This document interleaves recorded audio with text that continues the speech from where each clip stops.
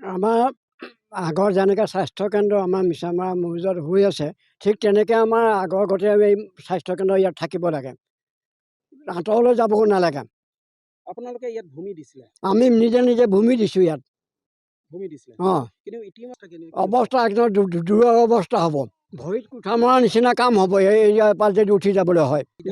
বিধায়কে নিজেই ক'ব লাগিব যে এই স্বাস্থ্যকেন্দ্ৰ ইয়াৰ পৰা উঠি যাব নোৱাৰে বুলি। আমাৰ পৰা ইয়াত ভূমিটো এটা বহুত আছে ভূমি, কিন্তু প্ৰথমতে আমাৰ দেউতাহঁতে ইয়াত আমাৰ ভাগৰে অলপ বেছি আছে নেকি, বেছি কৰি আছে মাটি। সেইটোতো অতীজৰে কথা, ধৰক নগেন বৰুৱা MLA দিনৰে কথা। ইয়াত কিন্তু প্ৰাথমিক স্বাস্থ্য কেন্দ্ৰৰ যিখিনি সুবিধা, ন্যূনতম সুবিধা, সেই সুবিধাখিনি থাকিব।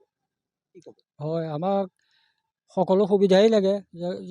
যেতিয়া ৰাইজে নিজৰ ভূমি দান কৰি এই অনুষ্ঠানভাগি পাতিছে, গতিকে এই অনুষ্ঠানভাগি স্বাস্থ্য সেৱাৰ যদি ৰাইজৰ অসুবিধা হয় বা অফিচো উঠি যায়, তেন্তে যথেষ্ট মিছামাৰাবাসী ৰাইজৰ অসুবিধা হ'ব। সেইকাৰণে আমি সেই যিখিনি সুবিধা এই স্বাস্থ্যকেন্দ্ৰতে আমি বিচাৰোঁ।